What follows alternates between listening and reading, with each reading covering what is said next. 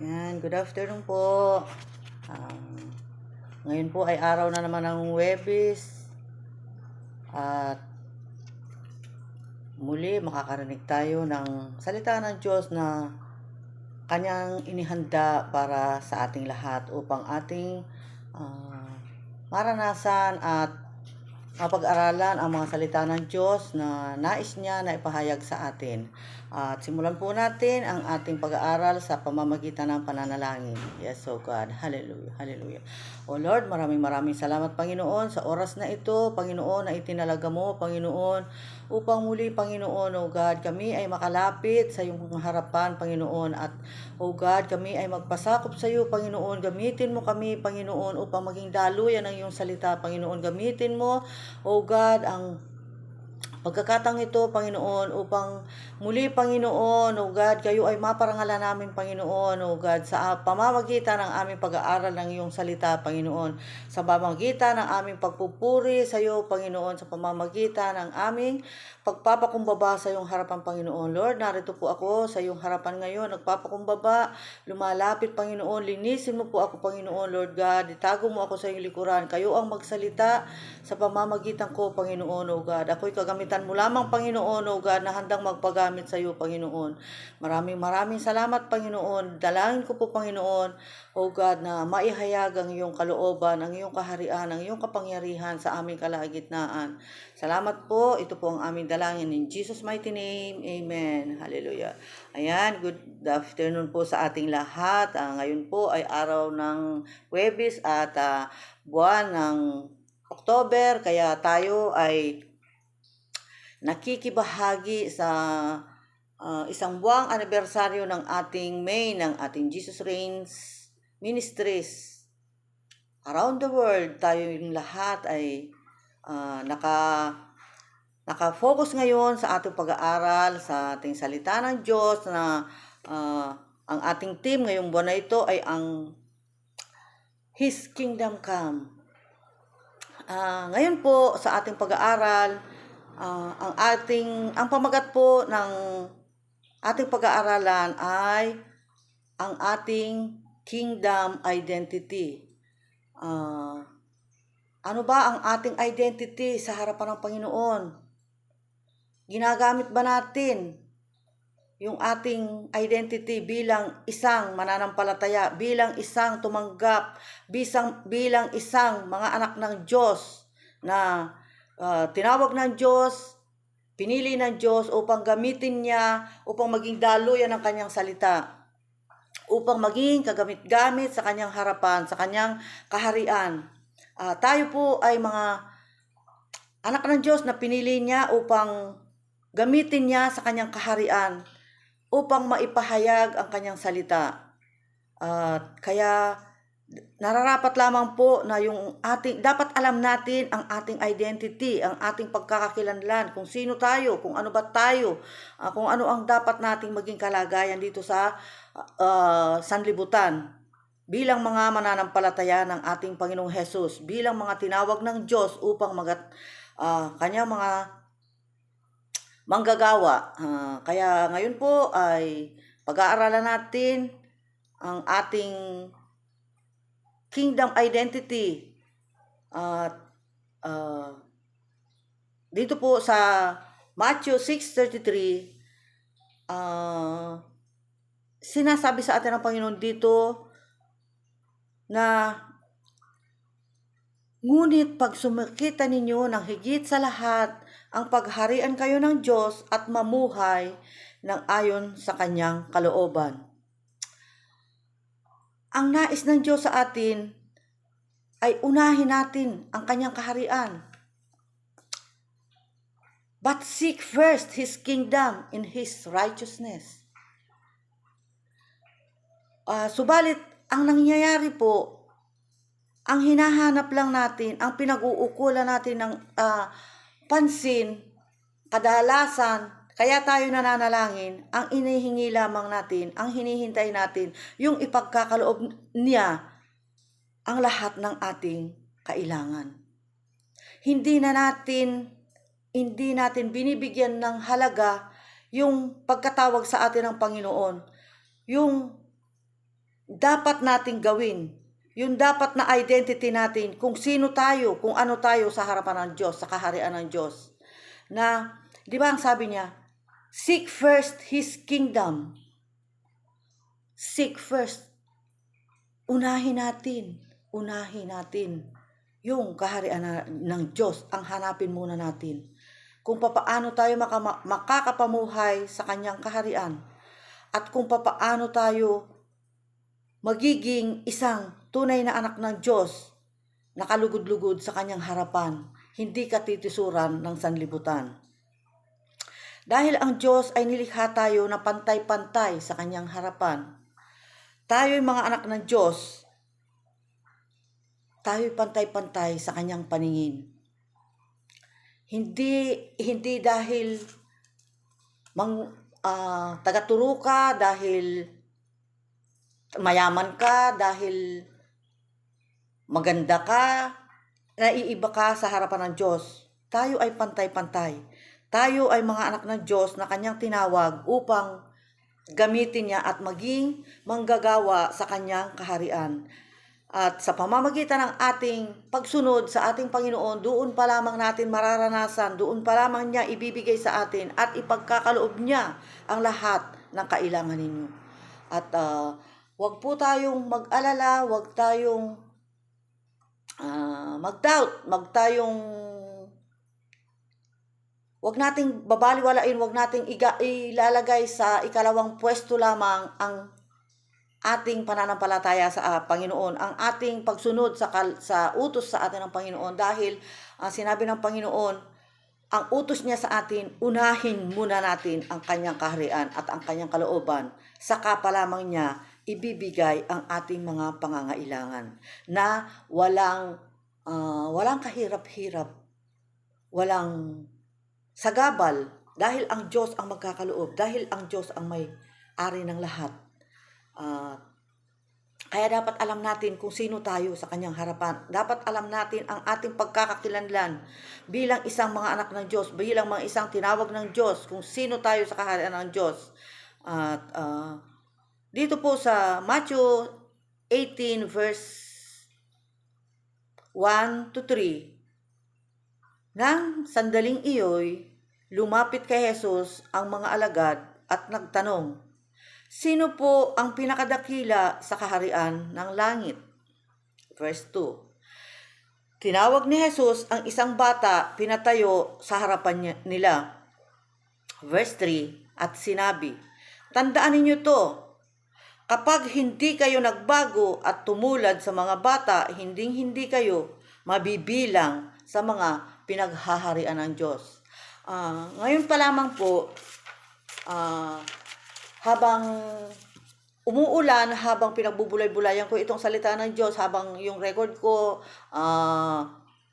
pahinto-hinto dahil malakas yung patakbo ng ulan, maingay, kaya tinitigil ko, inihinto ko.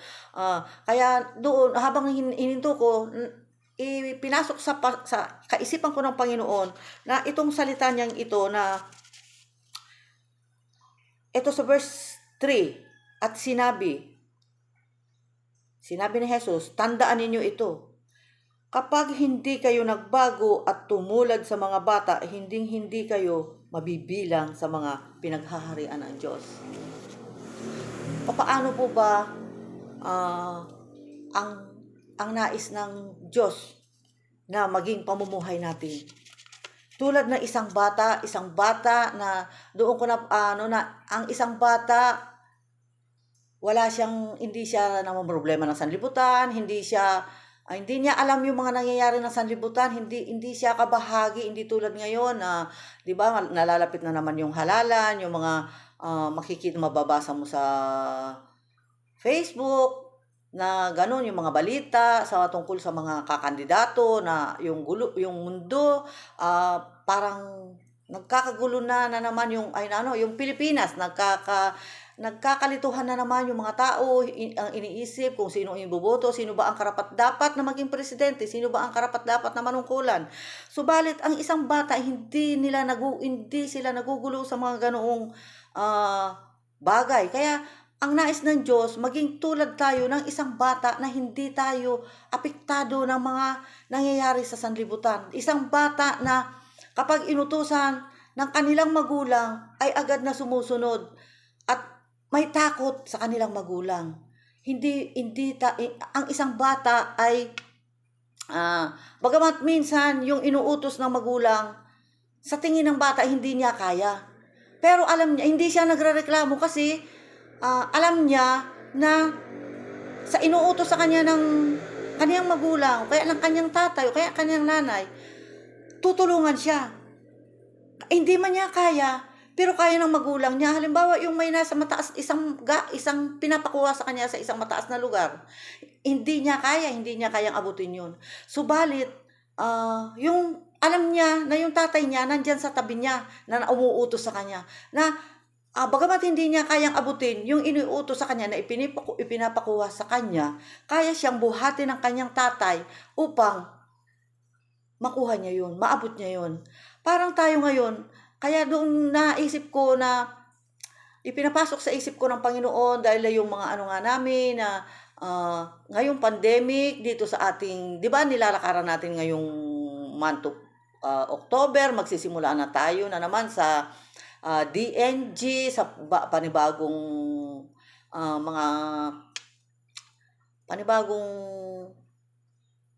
techniques para hindi mahinto, patuloy pa rin tayo sa paggawa sa harapan ng Diyos, sa paglilingkod sa ating Panginoon, sa pagtupad sa Kanyang ibinigay sa atin na misyon na ipahayag sa buong sanlibutan ang Kanyang salita at ayain natin yung mga tao, yung mga nanghihina, lapitan natin at ipahayag natin ang kapayapaang kaloob sa atin ni Kristo na bagamat sa tingin ko dahil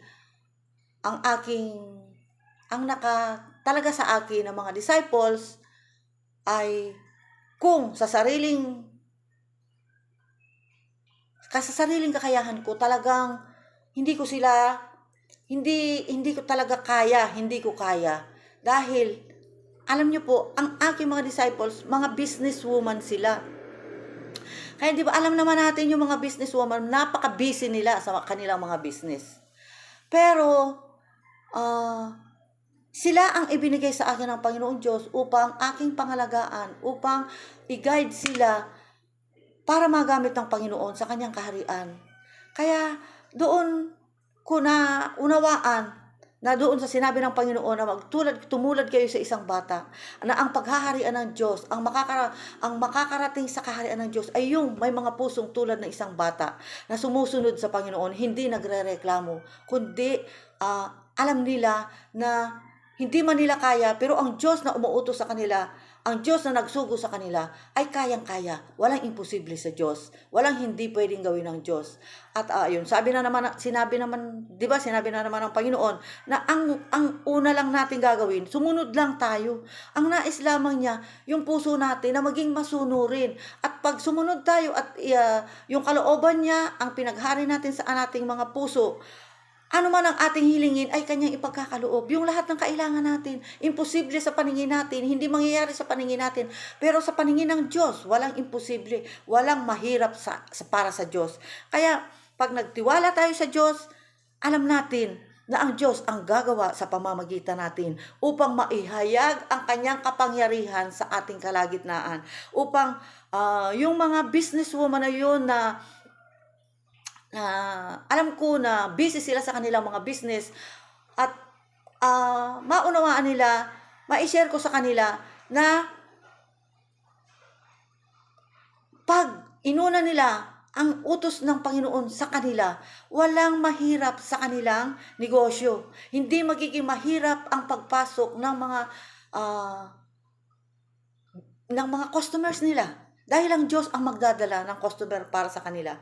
Kaya napakaganda po yung sa tingin mo mahirap, pag ipinasok mo yung kaisipan ng Diyos ang pumasok sa isip mo, ma-share mo ngayon doon sa tao na alam mo na hirap sila ngayon dahil sa business ngayon, maipapaunawa ko sa kanila na pag inuna nila ang nais ng Diyos na ipagawa sa kanila, doon kikilos ang Panginoon. Ang Diyos ang bahalang magdala ng customer sa kanila. Kaya maraming salamat, Panginoon, dahil Ikaw ang aming Diyos na buhay, Diyos na makapangyarihan sa lahat. Ikaw ang solusyon, Ikaw ang katugunan sa lahat ng aming pangangailangan, sa lahat ng aming mga katanungan. Sinasagot mo ang aming mga tanong dahil Ikaw ay Diyos na buhay, Diyos na makapangyarihan sa lahat, Diyos ng lahat-lahat. Tayo ay mga, ang sabi ng Panginoon dito sa 1 Peter 2 verse 5, waray mga batong buhay, maging sangkap kayo ng isang templong espiritual. At bilang mga saserdoteng nakatalaga sa Diyos, maghandog kayo sa Kanya ng mga haing espiritual na kalugod-lugod sa Diyos dahil kay Hesukristo. Yun po, dahil tayo ay mga batong buhay, tayo mga buhay, binibigyan tayo ng kaisipan ng Diyos na yung tulad na ng sinabi ko, yung imposible, tayo mga batong buhay, tayo hindi mga patay, tayo mga kagamit-gamit sa harapan ng Diyos. Dapat tayo ay maging manggagawa ng Diyos. Tayo ay mga lingkod ng Diyos na gagamitin niya.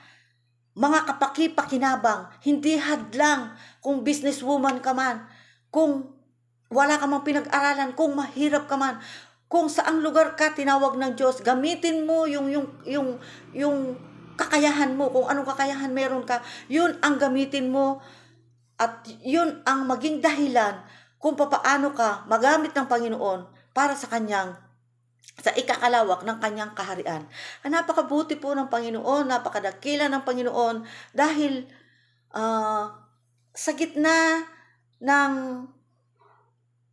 pandemic, tayo ay binibigyan ng Diyos ng talino, ng pangunawa na maging buhay tayo, maging matatag tayo, maging matibay tayo, hindi tayo patay, hindi tayo yung wala ng pag-asa, tayo mga batong buhay, tayo mga mahalaga, tayo mga kagamit-gamit sa harapan ng Diyos, at tayo may pakinabang.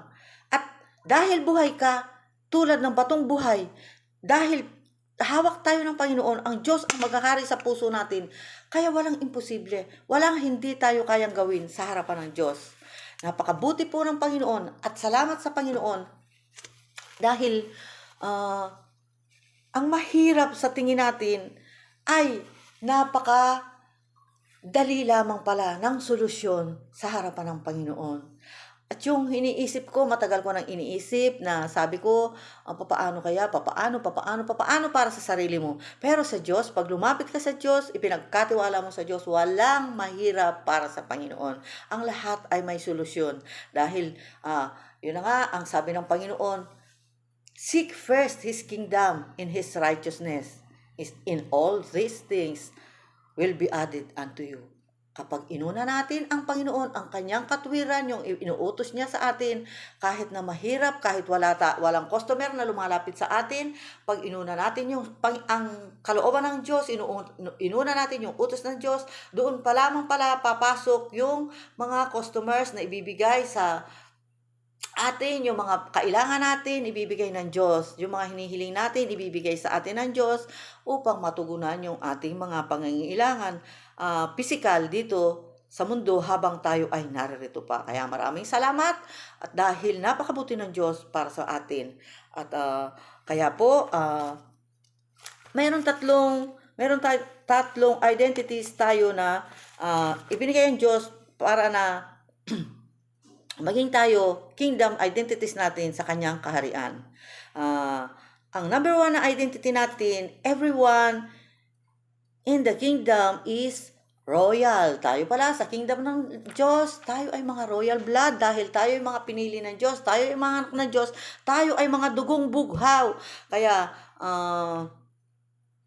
lagi nating aalalahanin, lagi nating isa sa puso na tayo ay hindi tayo mga yung mga pusakal, yung hindi tayo mga walang kwenta, walang halaga, dahil tayo ay mga dugong bughaw sa harapan ng Diyos.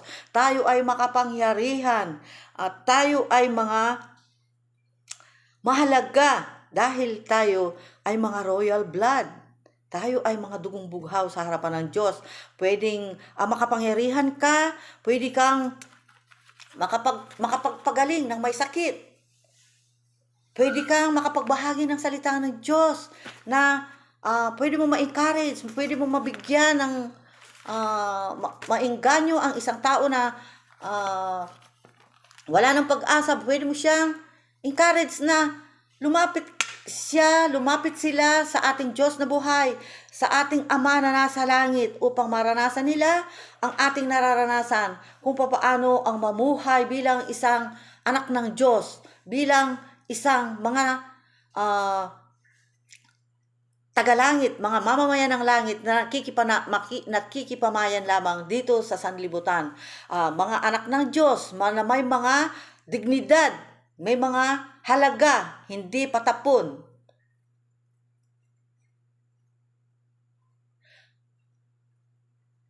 Kapag, di po ba, kapag kasi ang nasa isip natin, ang nasa puso natin, kung sino tayo sa harapan ng Diyos, kung sino tayo, kung anong anong klaseng tao tayo sa harapan ng Diyos,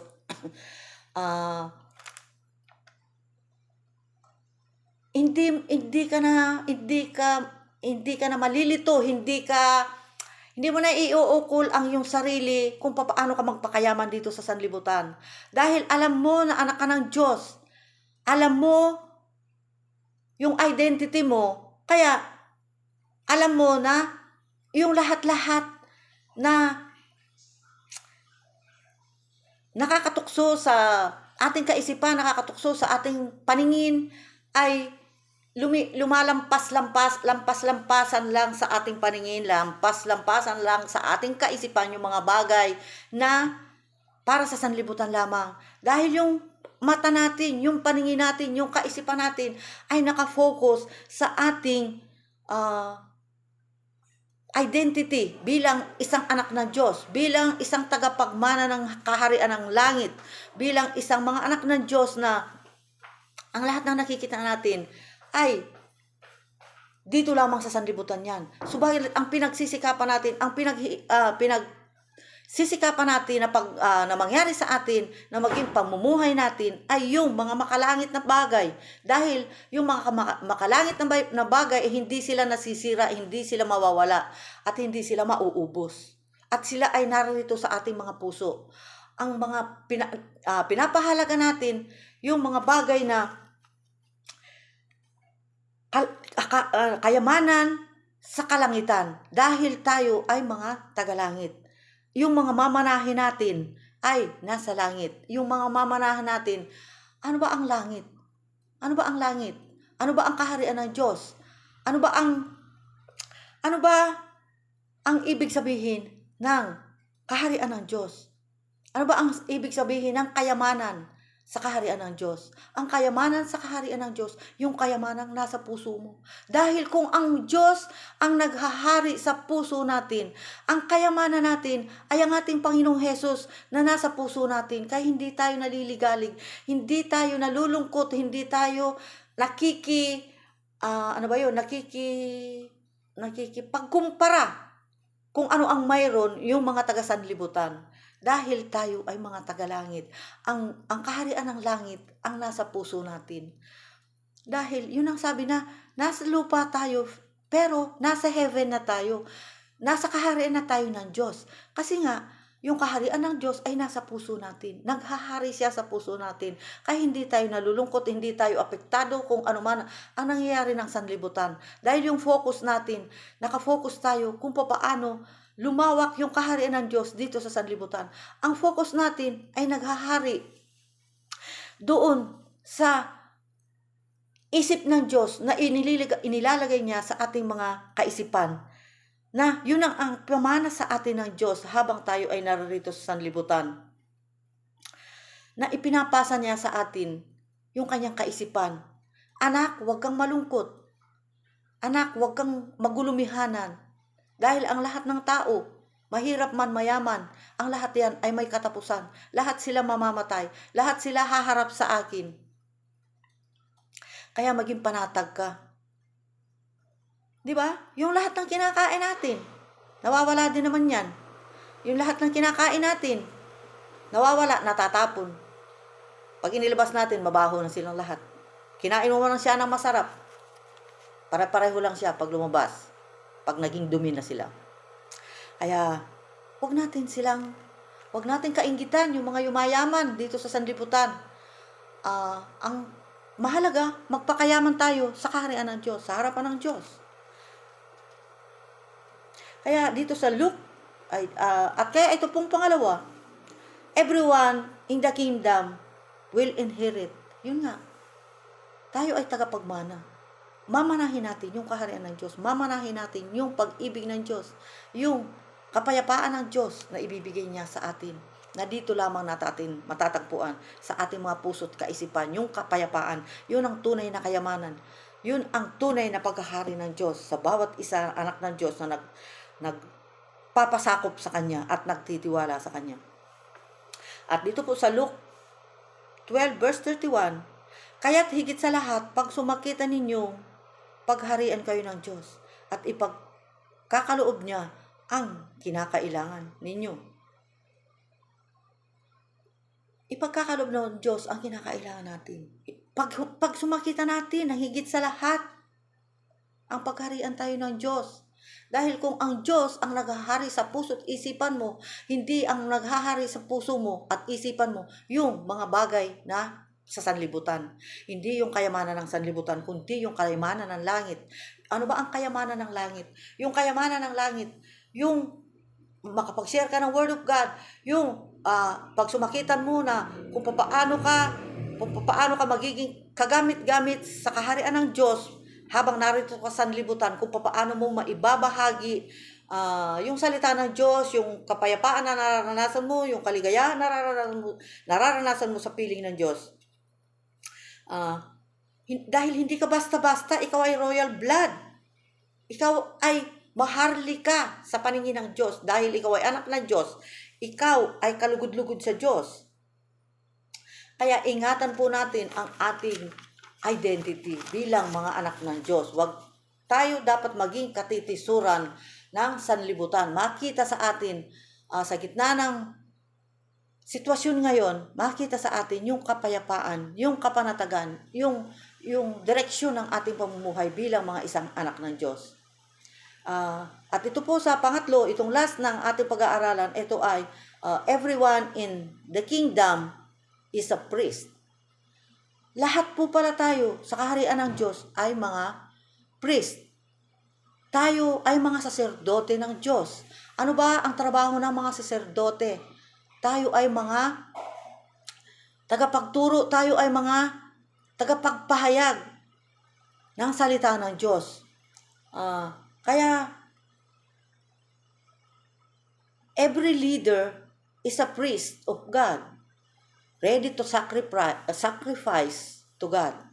Kaya po, kung tayo na mga pinili ng Diyos, tayo na mga tinawag ng Diyos, dapat ready tayo na isakripisyo natin yung ating mga buhay bilang mga manggagawa ng ating Panginoon. Dahil hindi ka tinawag ng Diyos para sa sarili mo lamang. Tinawag ka ng Diyos para maging kagamit-gamit ka sa Kanyang kaharian. Bilang ikaw ay isang kasangkapan ng Diyos, bilang ikaw ay isang daluyan ng Diyos ng Kanyang kaharian, ng Kanyang salita, bilang ikaw ay isang buhay na patutuo na ang iyong buhay maging isang buhay na patutuo sa ating kalagitnaan, sa gitna ng mga naguguluhan sa sanlibutang ito, na tayo ay mga anak ng Diyos, tayo ay mga tagapagturo ng salita ng Diyos, tayo ay tagabahagi ng salita ng Diyos, ng kapangyarihan ng Diyos na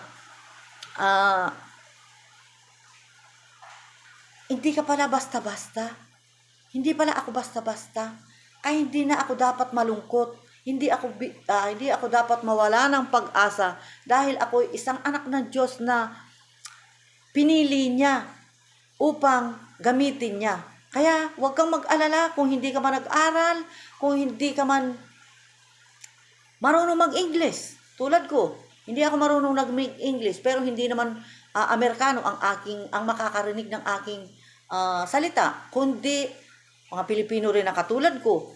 Kaya,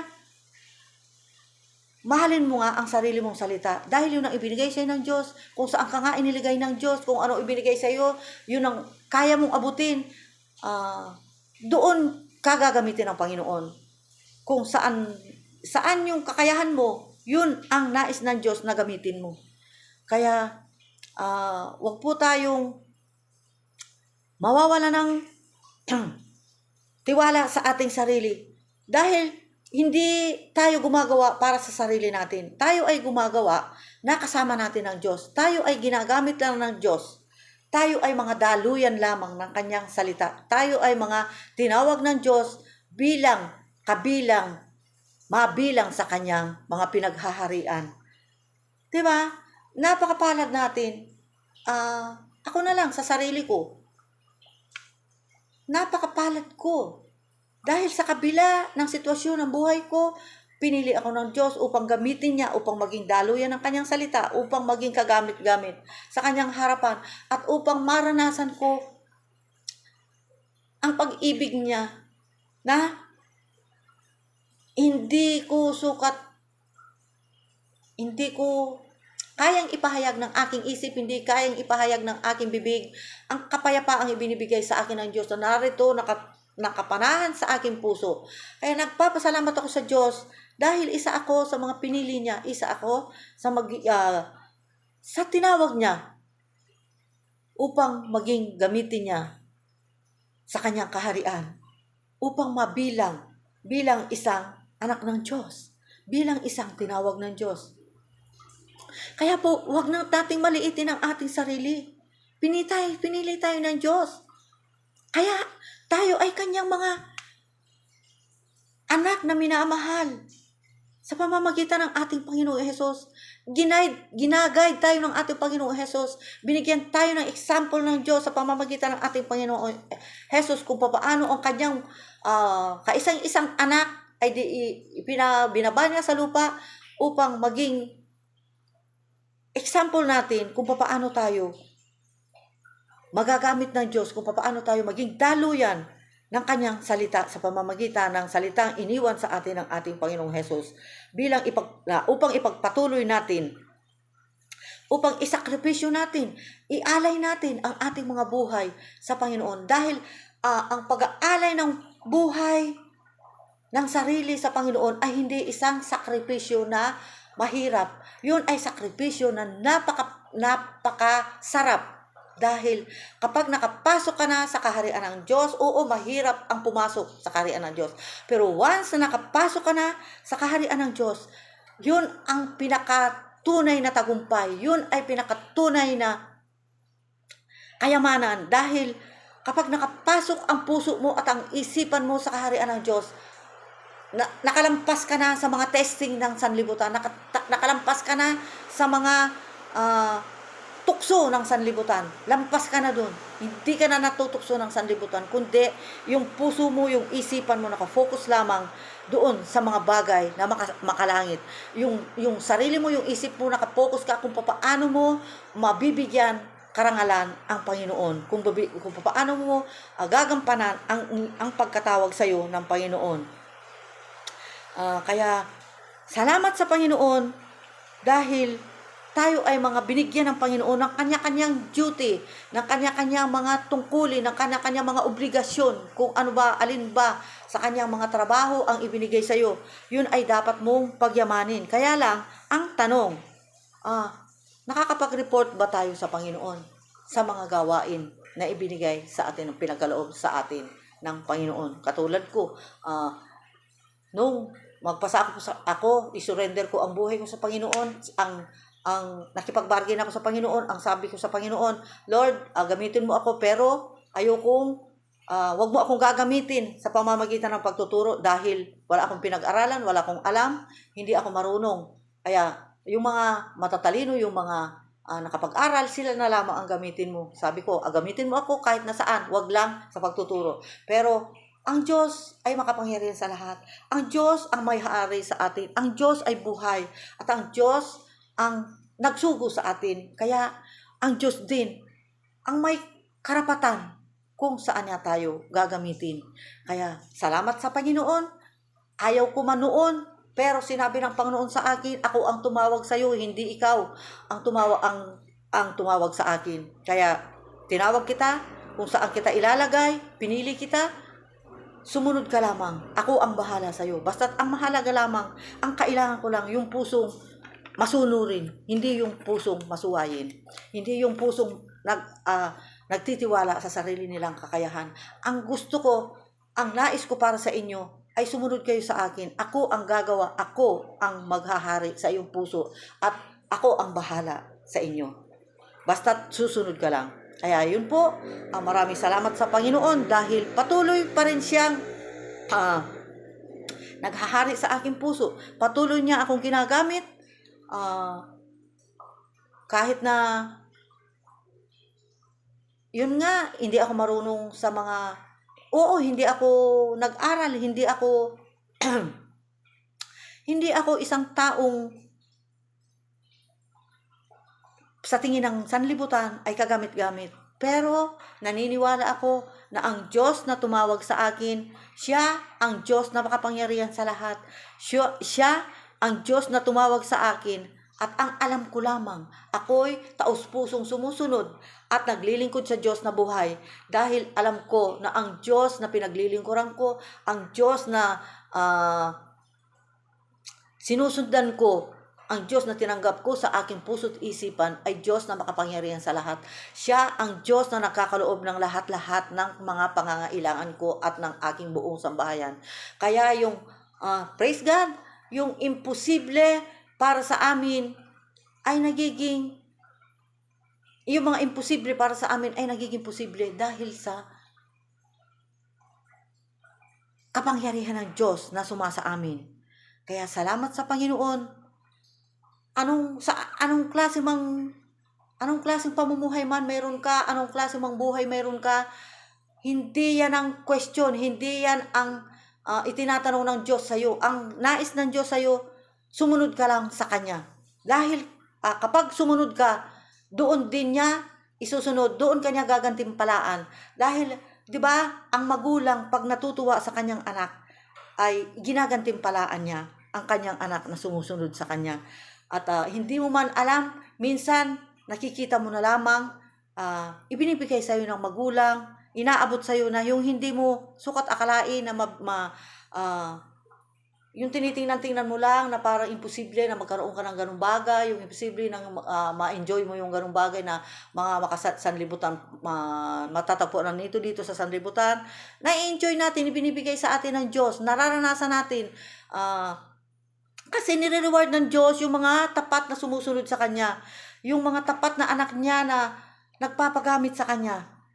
Kaya, di ba sabi ng Panginoon, yung tayo ay mga manggagawa niya na katulad nung sinabi niya na pinagkatiwalaan tayo ng may pinagkatiwalaan ng 1,000, may pinagkatiwalaan ng 5,000 at may pinagkatiwalaan ng 10,000. Yung pinagkatiwalaan ng 1,000 na itinago niya yung kanya, yung pinagkatiwala, kukunti na nga yun lang yung nasa sa iyo, pero hindi mo pa ginamit upang mapakinabangan sa kaharian ng Diyos. Kakaunti na nga lamang yung talino mo na mayroon ka, hindi mo pa ipinagamit sa Diyos, itinago mo pa, dahil yung tinitingnan mo yung sarili mo na hindi ko kaya, natatakot ako, baka mapahiya ako, hindi ko kayang magpagamit dahil hindi ko kayang magturo. Hindi yun po ang nais ng Panginoon. Ang nais ng Diyos sa atin, sumunod tayo sa Kanya. At pag sumunod ka sa Diyos, yung kokonti na sa iyo, daragdagan ng Panginoon yun. At dudoblihin niya ng doble-doble. Kaya yung mga hindi mo kayang bilangin, hindi mo sukat akalain na maibibigay sa iyo ng Diyos, ipagkakaloob sa iyo ng Panginoon, basta't magtiwala ka lamang. At ang Diyos ang gagawa. Kaya yung ito pong ating panibago na naman na ibinigay sa atin ang kautusan ng ating bishop na ibinabasa atin na oo nga naman, kung hihintayin natin na hanggat hindi natatapos ang pandemic ay hindi tayo kikilos, maghihintay tayo na matapos ang pandemic, hinihintay pala tayo ni Lord na Kaya pala nandiyan pa yung pandemic kasi nga tayo ang hinihintay ng Diyos, na kayo ng mga anak ko na tinawag ko, kayo ng mga pinili ko. Ang sabi ng Diyos, ay hindi ko makita sa inyo yung pagkatawag ko sa inyo. Ngayon, pandemic, naghihirap ang sanlibutan. Kayo ang lakas nila, kayo ang patnubay nila, kayo ang gabay nila na kaya nyo bang makita na yung mga namamatay, kaya ba ng dibdib ninyo? Tulad po nung, ma-share ko lamang po, nung linggo po, nung October 3, nung ipadala ako ni Pastor para magturo sa Jesus Reigns Arayat. Alam niyo po ba, ang nakakalungkot, pagkalabas lang namin sa aming tahanan, mayroon na kaming nasa lubong na inililibing. Sa madaling salita, bago kami nakarating doon sa lugar na pupuntahan namin, 5 inililibing yung nakasalubong namin. Isipin mo yon, sa loob ng ilang minuto naming paglalakbay ng araw na iyon ng linggo, 5 ililibing, 5 patay yung nakasalubong namin. Isipin natin, saan kaya mapupunta yung mga kaluluwa nun kung sila namatay na hindi nila nakilala ang ating Panginoon? Hindi nila natanggap, hindi sila nakatanggap sa Panginoon. Ano mangyayari sa atin? Bakit tayo tinawag ng Diyos? Bakit tayo pinili ng Diyos? Upang yung mga namamatay na ganun. Ang dami namamatay ngayon halos araw-araw. Yung mga naniningil ng 2020, di ba? Yung mga aguman sa barangay. Halos araw-araw. Kahapon mayroon naman, 2 na naman. Yung sa Tricycles Association. Nung isang araw, mayroon na naman dito lang sa Lanang. Halos sa loob ng isang linggo, hindi nawawalan, 2, 3. Kaya po, ano pa ang ginagawa natin? Kumilos na po tayo. Kaya hindi na pawawala, hindi pa natatapos ang pandemic kasi hindi pa tayo nakikita ng Diyos. Na tayo hindi tinitingnan ng Diyos na magbago yung mga makasanlibutan. Ang tinitingnan ng Diyos, ang nais ng Diyos na makita tayo ng mga pinili niya, tayo ng mga binigyan niya, tayo ng mga sasordote ng Diyos. Tayo ng mga itinalaga ng Diyos. Tayo ang kumilos. Ang daming paraan. Kaya nga bago dumating yung pandemic, di ba? Nagkaroon na ng mga makabagong teknolohiya. Di ba ngayon? Yung nga parang, ma-share ko lang po, talagang nakakatuwa. Di po ba? Noon hindi kami makapag-meeting kasi hindi namin alam kung paano kami mag-meeting yung mga pastoral staffs. Kaya po, hindi kami makapag-Bible study kasi hindi namin alam kung paano rin. Ngayon po, ba't purihin ang Panginoon? Naisip ko na ba't namin buburuhin yung aming mga sarili? Mananalangin lamang kami, manunood kami ng mga preaching, mag-aaral kami ng salita ng Diyos sa aming sarili lamang. Itinayo kami ng Diyos bilang mga leaders. Bakit nag-iisa lang kami? Bakit wala kaming ginagawa? Kaya na, doon po pumasok sa isipan ko na gamitin itong aking cellphone. Oo, hindi lahat ng tao may cellphone. Oo, hindi lahat ng tao may internet. Pero yung mga may internet, yung may mga cellphone, pwede mong tawagan. Pwede kayong mag-Bible study sa pamamagitan ng cellphone. Pwede kayong makapag-aral ng salita ng Diyos sa pamamagitan ng cellphone. Pwede kayong magpalakasan sa pamamagitan ng cellphone. Sa pamamagitan ng internet. Huwag lang ikaw yung sarili mo. Maawa kayo sa mga iba. Dahil yung sinyaran mo, mayroon din silang nakakausap na hindi pa mananampalataya.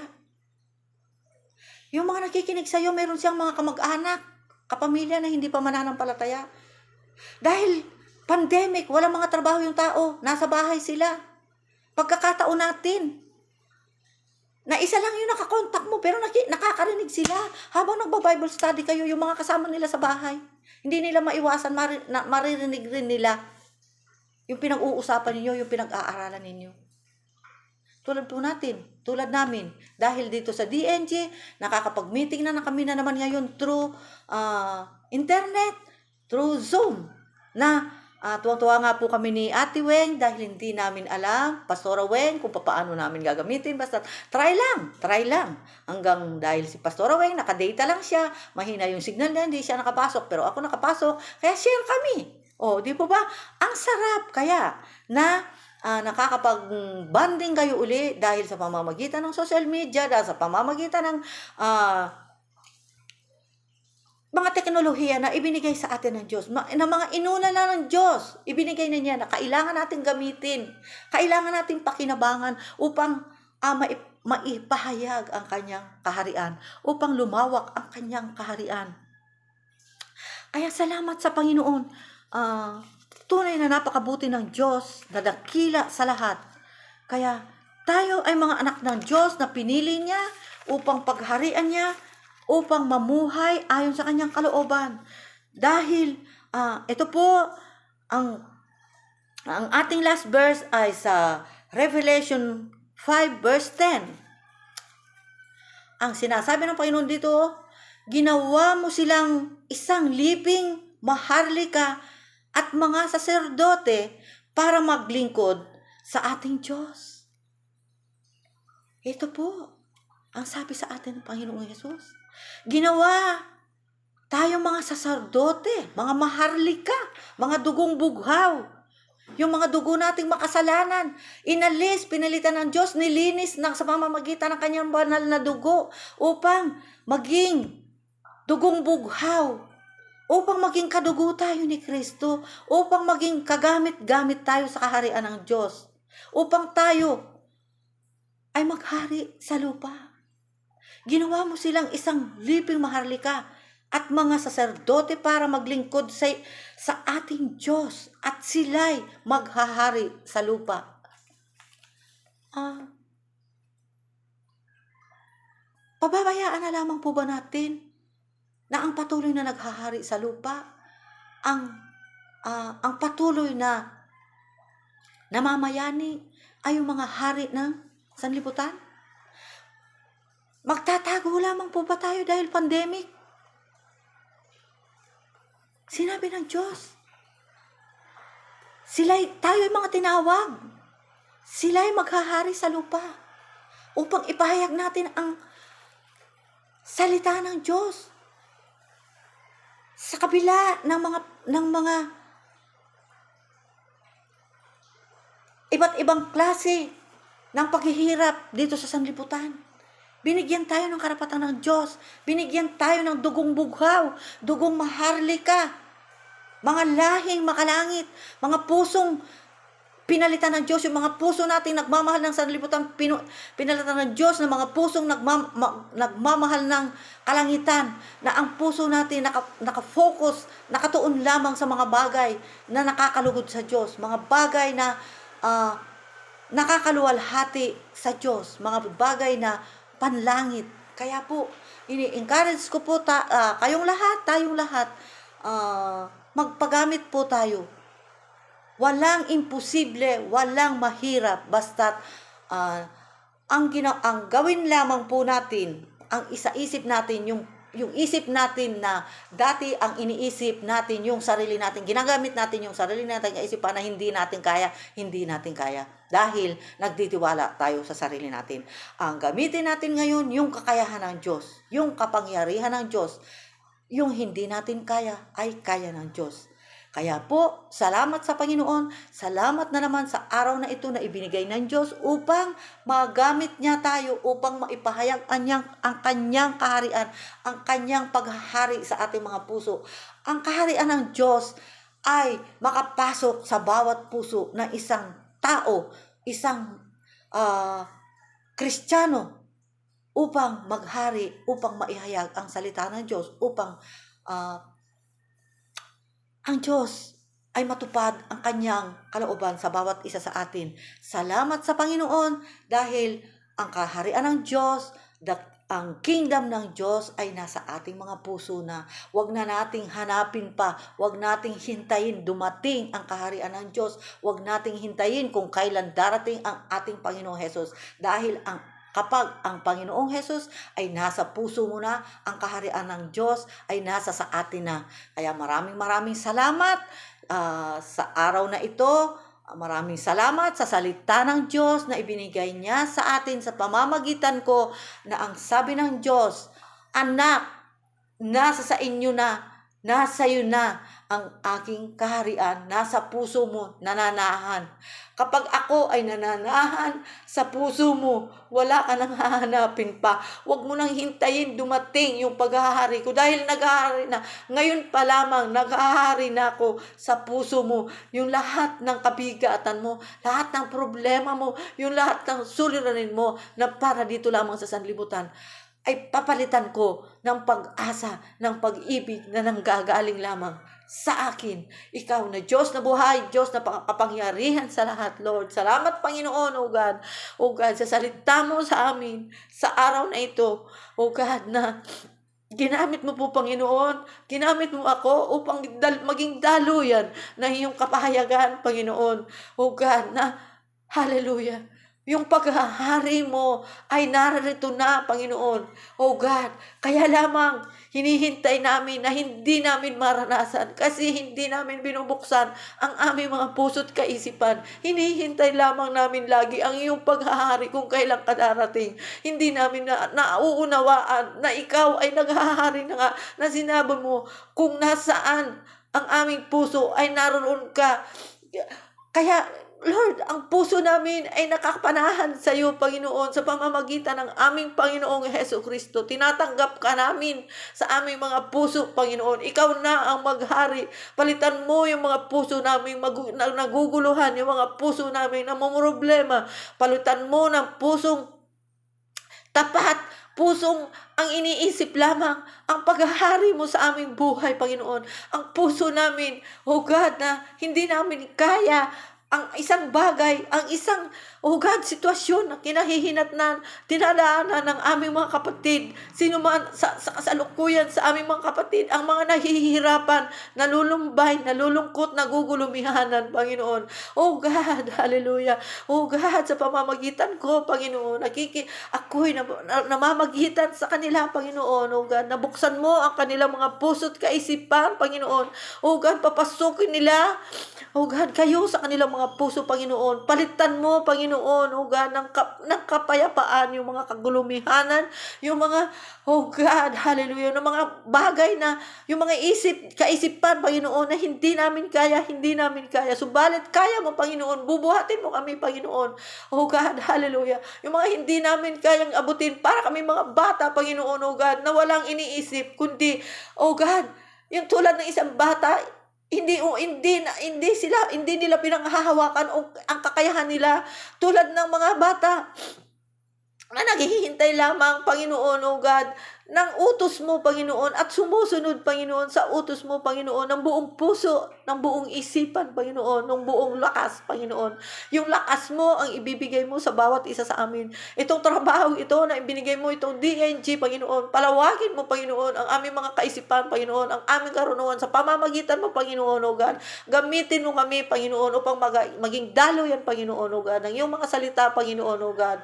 Maraming salamat, inaangkin na namin, Panginoon, oh God, ang kapangyarihan mo, ang kadakilaan mo sa aming mga puso, Panginoon, ang paghahari mo sa aming mga buhay, Panginoon, ang paghahari mo sa aming buong tahanan, Panginoon, sa aming buong sambahayan, Panginoon, oh God. Maraming salamat, Panginoon.